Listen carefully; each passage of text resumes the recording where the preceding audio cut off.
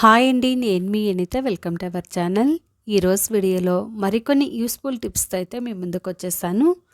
వీడియోని ఎక్కడ స్కిప్ చేయకుండా చివరి దాకా చూడండి. ఈ వీడియోలో టిప్స్ కనుక మీకు నచ్చినట్టయితే ఒక చిన్న లైక్ చేయండి ఫ్రెండ్స్. ఫస్ట్గా వచ్చేసి ఇలాంటి బడ్స్ అయితే కొద్దిగా తీసేసుకొని ఇలా వీడియోలో చూపిస్తున్నట్టుగా గ్లూ గమ్ వస్తుంది కదండి, ఆ గమ్ అయితే పెట్టేసుకొని ఈ విధంగా సెట్ చేసి పెట్టుకోవాలి. నేనైతే ముందే సెట్ చేసి పెట్టుకున్నానండి. చూడండి, మనకి ఇది ఫుల్ డ్రై అయిన తర్వాత ఇంకా చక్కగా వస్తుందన్నమాట. ఇలా సెట్ చేసుకొని మనం డైనింగ్ టేబుల్ మీద కానివ్వండి, టీపా మీద కానివ్వండి, ఇలా వాటర్ గ్లాసెస్ పెట్టుకోవటానికైనా, కప్స్ పెట్టుకోవటానికైనా చూడడానికి చాలా బాగుంటుంది.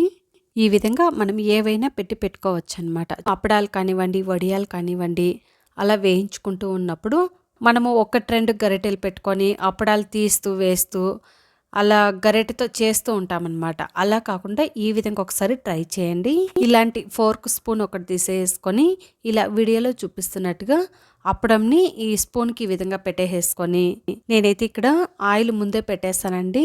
ఆ స్టవ్ మీద ఆయిల్ కూడా బాగా హీట్ అయిపోయింది. మనం ఫోర్క్ స్పూన్కి అప్పడం పెట్టుకున్నాం కదండి.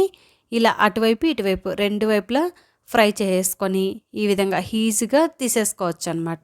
మనకి వేరే గరిటెలే అవసరం లేకుండా, ఆయిల్ చేతి మీద పడుతుందేమో అని భయం కూడా లేకుండా ఈ విధంగా అప్పడాలు కానివ్వండి, వడియాలు కానివ్వండి చాలా ఈజీగా వేయించుకోవచ్చు. మనం గరిటెలతో తీసేటప్పుడైతే ఆయిల్ కూడా వస్తుందన్నమాట. ఇలా తీసుకున్నాం అనుకోండి, ఒక చుక్క ఆయిల్ కూడా రాదండి. చూడండి ఎంత ఈజీగా ఫ్రై చేసుకోవచ్చు. ఈ విధంగా మీరు కూడా తప్పకుండా ఒకసారి ట్రై చేయండి ఫ్రెండ్స్. చాలా ఈజీగా వేయించేసుకోవచ్చు. మనం కొత్తిమీరని ఒక్కొక్కసారి ఎక్కువగా తెచ్చి పెట్టుకుంటూ ఉంటాం కదండి. అలా మనం ఎక్కువగా తెచ్చుకుంటూ ఉన్నప్పుడు అది మనకి ఎక్కువ రోజులు స్టోర్ ఉండాలంటే ఎలా స్టోర్ చేసుకోవాలి అనేది అయితే చూసేద్దాం. ఫస్ట్గా మనం కొత్తిమీరకున్న వేర్లంతా విడిపించేసుకొని మొన్ను అలా ఏమీ లేకుండా నీట్గా వాష్ చేసుకున్న తర్వాత తడి అంతా కూడా ఫుల్ డ్రై అయిన తర్వాతనే ఈ విధంగా కట్ చేసుకోవాలి. కొద్దిగా కొత్తిమీరని తీసుకుంటూ ఈ విధంగా సన్నగా తరిగి తీసుకోవాలి. ఈ విధంగా మనం కొత్తిమీరని స్టోర్ చేసి పెట్టుకున్నాం అనుకోండి, 15 నుండి 20 రోజుల వరకు ఫ్రెష్గా ఉంటుందండి, ఏం పాడవదు. చూడండి, ఈ విధంగా కట్ చేసుకున్న తర్వాత ఇలాంటి ఒక బౌల్ అయితే తీసేసుకొని ఫస్ట్గా ఒక టిష్యూని అయితే పెట్టుకోవాలి. ఇలా టిష్యూని పెట్టుకున్న తర్వాత మనం తరిగి పెట్టుకున్న ఈ కొత్తిమీరని మనము ఫ్రెష్ చేస్తూ కాకుండా ఈ విధంగా పొడిగా వేసుకోవాలన్నమాట. గట్టిగా ఫ్రెష్ చేస్తూ మనము స్టోర్ చేసుకున్నాం అనుకోండి, అప్పుడు మనకి కొత్తిమీర తొందరగా పాడైపోతుంది అనమాట. ఈ విధంగా కొత్తిమీరని వేసుకున్న తర్వాత పైనుండి మరొక టిష్యూని అయితే పెట్టేసుకొని ఈ విధంగా క్లోజ్ చేసుకొని మనం ఫ్రిడ్జ్లో పెట్టుకున్నాం అనుకోండి, 15 నుండి 20 రోజుల పాటు మనకు కొత్తిమీర అయితే ఫ్రెష్గా ఉంటుంది. ఈ టిప్ మీకు నచ్చినట్టయితే తప్పకుండా ఒకసారి ట్రై చేయండి ఫ్రెండ్స్.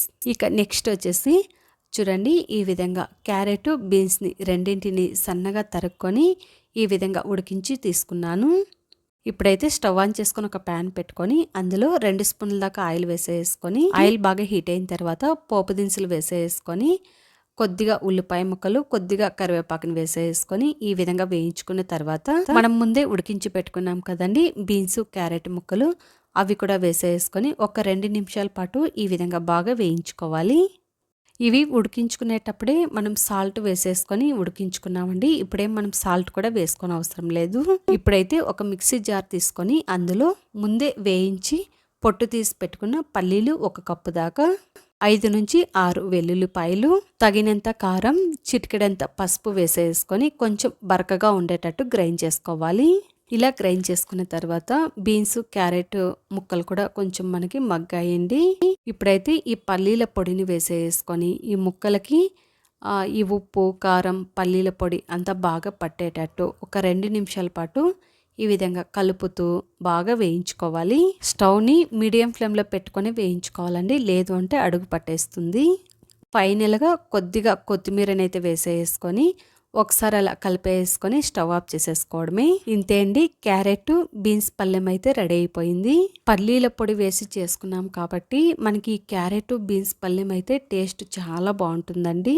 చపాతీ, పుల్కా, రైసు దేనితోటైనా మనం ఈ విధంగా వేడిగా సర్వ్ చేసుకున్నాం అనుకోండి, టేస్ట్ అయితే చాలా బాగుంటుంది. ఫ్లవర్ టైప్లో పత్తి హారంని ఎలా రెడీ చేసుకోవాలి అనేది అయితే చూపించబోతున్నాను. ఫస్ట్గా వచ్చేసి దూదిని ఈ విధంగా సన్నగా పొడుగ్గా రెడీ చేసుకోవాలి. దూదిని అప్లై చేసుకుంటూ దూదిని ఈ విధంగా కొద్దిగా ఇలా లాక్కున్న తర్వాత మనం రోల్ చేసుకోవాలన్నమాట. కొద్దిగా మనం విభూదిని అప్లై చేసుకుంటూ ఈ విధంగా రోల్ చేసుకోవాలి. చూడండి, ఈ విధంగా రెడీ చేసుకున్న తర్వాత ఇదే విధంగా మనం ఒక 6 వరుసలు అయితే రెడీ చేసుకోవాలన్నమాట. 2 లైన్స్ని అయితే తీసేసుకొని ఒక్క లైన్కి ఇలా వీడియోలో చూపిస్తున్నట్టుగా గమ్ అయితే పెట్టుకోవాలి. ఇలా గమ్ము పెట్టుకున్న తర్వాత ఇంకొక లైన్ అయితే ఉంది కదండి, ఆ లైన్ తీసేసుకొని అంటించుకుంటూ రావాలన్నమాట. చూస్తున్నారు కదండి, అటు సైడ్కి 2 రోల్స్, ఇటు సైడ్కి 2 రోల్స్ అన్నమాట. సెంటర్కి అయితే ఒకే రోల్ ఉంటుందన్నమాట. ఈ విధంగా అంటించుకుంటూ రావాలి. ఈ విధంగా పసుపు కుంకుమ బొట్లు పెట్టుకున్న తర్వాత అయితే చూపిస్తున్నాను. మనకి పత్తి హారం ఎంత చక్కగా కనిపిస్తుందో కదండి. ఈ విధంగా తప్పకుండా ఒకసారి ట్రై చేయండి ఫ్రెండ్స్. నెక్స్ట్ వచ్చేసి ఇంకొక బట్స్ అయితే తీసేసుకొని అటువైపు ఇటువైపు కాటన్ కట్ చేసుకున్న తర్వాత సగానికి ఈ విధంగా ఫోల్డ్ చేసుకొని మనం దేవుడు ఫొటోస్కి పువ్వులు పెట్టుకోవటానికి ఈ విధంగా చక్కగా యూజ్ చేసుకోవచ్చు. నేనైతే డబల్ ప్లాస్టర్ తీసుకున్నానండి. డబుల్ ప్లాస్టర్తో ఈ విధంగా అంటించి పెట్టుకుంటున్నాను. మీ దగ్గర నార్మల్ వైట్ టేప్ ఉన్నా కూడా ఈ విధంగా అంటించేసుకోవచ్చు అన్నమాట. ఇలా సెట్ చేసుకున్న తర్వాత ఫోటోకి పువ్వులు కూడా పెట్టి చూపిస్తున్నాను చూడండి. మనము ఎలాంటి ములుకులు కొట్టనవసరం లేకుండా ఎంత చక్కగా పువ్వులు అయితే పెట్టేసుకోవచ్చో, చాలా చక్కగా పెట్టేసుకోవచ్చు అన్నమాట. పువ్వులు పెట్టుకోవటానికి ఇలా సపోర్ట్గా ఏమీ లేనప్పుడు ఈ విధంగా ఒకసారి ట్రై చేయండి. ఇక నెక్స్ట్ వచ్చేసి మల్లెపూలు కానివ్వండి, కాకడాల పువ్వులు కానివ్వండి, ఏ పువ్వులైనా మనం సూది దారం లేకుండా పువ్వుల్ని ఎలా అల్లుకోవాలి అనేది అయితే చూసేద్దాం. ఈ విధంగా ఒకసారి ట్రై చేసి చూడండి. ఎన్ని పువ్వులు ఉన్నా కూడా చాలా ఈజీగా అల్లేసుకోవచ్చు. మనం చపాతీలు ఒత్తుకుంటూ ఉంటాం కదండి, ఆ కర్రని అయితే తీసేసుకొని ఇలాంటి సన్న కంబి వస్తుంది కదండి, ఆ కంబిని అయితే ఈ విధంగా చుట్టుకోవాలన్నమాట. ఇలా మనం తీసుకున్న కంబి అంతా కూడా చక్కగా రోల్ చేసేసుకొని తర్వాత ఒకసారి ఇలా ఫ్రెష్ చేస్తూ ఉన్నామనుకోండి, అంతా ఒకే లెవెల్లో వస్తుందన్నమాట. ఇలా రెడీ చేసుకున్న తర్వాత చూడండి, మనకి ఇది ఒక స్ప్రింగ్ లాగా వస్తుందన్నమాట. చాలా చక్కగా వచ్చింది కదండి. ఇప్పుడైతే దీంతో మనం పువ్వులను అల్లుకుంటున్నామన్నమాట.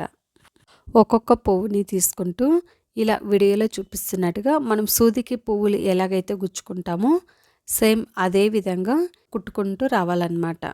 మనం స్ప్రింగ్ రెడీ చేసి పెట్టుకున్నాం కదండి, ఆ స్ప్రింగ్ని మనం వీలైనంత సన్నగా ఉన్న కంబి తీసుకున్నాం అనుకోండి, అప్పుడు మనకి పువ్వులు తెగిపోకుండా చక్కగా వస్తాయి. ఇలా కొద్దిగా కుట్టేసుకొని సగానికి ఈ విధంగా జరుపుకుంటే మళ్ళీ ఇటువైపుకి మనము కుట్టేసుకోవచ్చు అన్నమాట. అటువైపు నుండి సగము, ఇటువైపు నుండి సగం కుట్టేసుకున్నా కూడా చాలా ఈజీగా ఉంటుంది.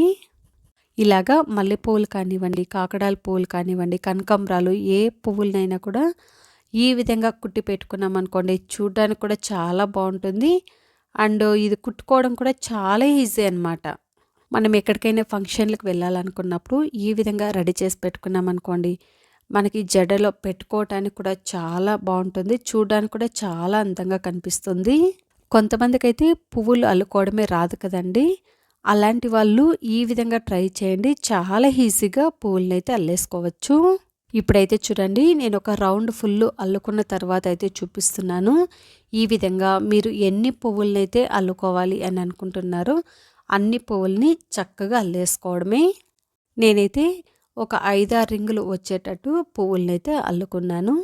మనం లాస్ట్కి కుట్టుకున్న తర్వాత కమ్మీని కొంచెం అలా ఫోల్డ్ చేసేసుకొని పెట్టుకున్నాం అనుకోండి, పువ్వులు ఊడిపోకుండా చక్కగా ఉంటాయి. పువ్వులన్నీ అల్లుకున్న తర్వాత అయితే చూపిస్తున్నాను చూడండి. మనకి రౌండ్లుగా పువ్వులు అయితే ఎంత చక్కగా వచ్చాయో, చూడ్డానికి కూడా చాలా బాగున్నాయి అన్నమాట. మనం ఎక్కడికైనా ఫంక్షన్లకు వెళ్ళాలనుకున్నప్పుడు జడకి ఈ విధంగా రోల్గా మనము చుట్టేసుకున్నాం అనుకోండి, చూడడానికి కూడా చాలా బాగుంటాయి.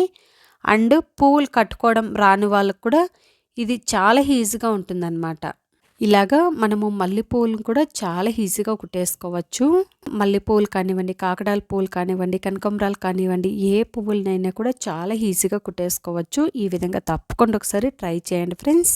ఇలాగా ఏమైనా పండగలకు కానివ్వండి, ఫంక్షన్లకు కానివ్వండి రెడీ చేసి పెట్టుకున్నాం అనుకోండి, చాలా గ్రాండ్గా కూడా ఉంటాయి. ఇలా రింగులుగా అల్లుకోవడం చూసారు కదండి. నెక్స్ట్ వచ్చేసి కొప్పు వేసుకున్నప్పుడు మనం ఒక రౌండ్గా కుట్టుకుంటూ ఉంటాం కదండి, అలా కూడా కుట్టుకోవచ్చు అనమాట. చూడండి ఇప్పుడైతే నేను కుట్టుకొని కూడా చూపిస్తున్నాను.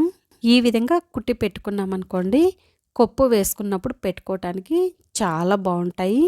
నెక్స్ట్ వచ్చేసి స్ట్రైట్గా కూడా కుట్టానండి. చూడండి మనం జడ ఫుల్లు ఈ విధంగా స్ట్రైట్గా పెట్టుకోవటానికి ఇలా కూడా కుట్టి పెట్టానమాట. మీకు ఎలా కావాలంటే అలా రింగులుగా అయినా కుట్టుకోవచ్చు, ఈ విధంగా స్ట్రైట్గా అయినా కుట్టుకోవచ్చు, రౌండ్ షేప్లో కొప్పు వేసుకున్నప్పుడు పెట్టుకోవడానికి అలా అయినా కూడా కుట్టుకోవచ్చు. చూసారు కదండి, చాలా ఈజీగా పువ్వుల్ని ఎలా అల్లుకోవాలి అనేది అయితే ఈ విధంగా తప్పకుండా ఒకసారి ట్రై చేయండి ఫ్రెండ్స్. ఇంతే ఫ్రెండ్స్ ఇవాల్టి వీడియోలో టిప్స్ మీకు నచ్చాయని అనుకుంటున్నాను. ఈ టిప్స్ కనుక మీకు నచ్చినట్టయితే లైక్ చేయండి, షేర్ చేయండి. మరిన్ని యూస్ఫుల్ టిప్స్ కోసం మా ఛానల్ని సబ్స్క్రైబ్ చేసుకోండి. అలాగే పక్కనున్న బెల్ ఐకాన్ని ప్రెస్ చేయండి. Thank you for watching. Bye అండి.